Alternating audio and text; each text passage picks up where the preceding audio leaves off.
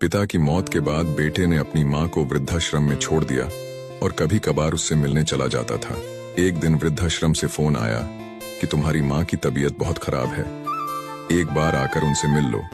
बेटा वृद्धाश्रम आया तो देखा कि माँ बहुत बीमार थी और शायद वो अपनी जिंदगी की आखिरी पड़ाव पर थी।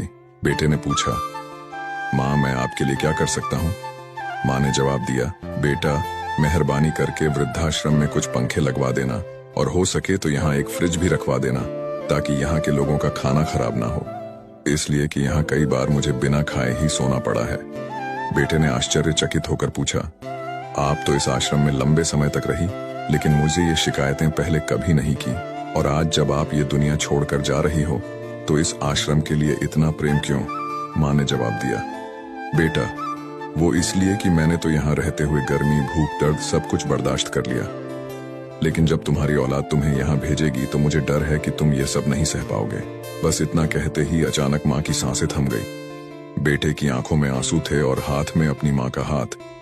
बस अब सब कुछ खत्म हो गया, उसके पास अब कुछ बचा नहीं था। जाते जाते ये 2 लाइन माँ के लिए बोलना चाहता हूँ, मेरी दुनिया में इतनी जो शोहरत है मेरी माँ की बदौलत है। ऐ ऊपर वाले और क्या देगा तू मेरे लिए, तो मेरी माँ ही मेरी सबसे बड़ी दौलत है।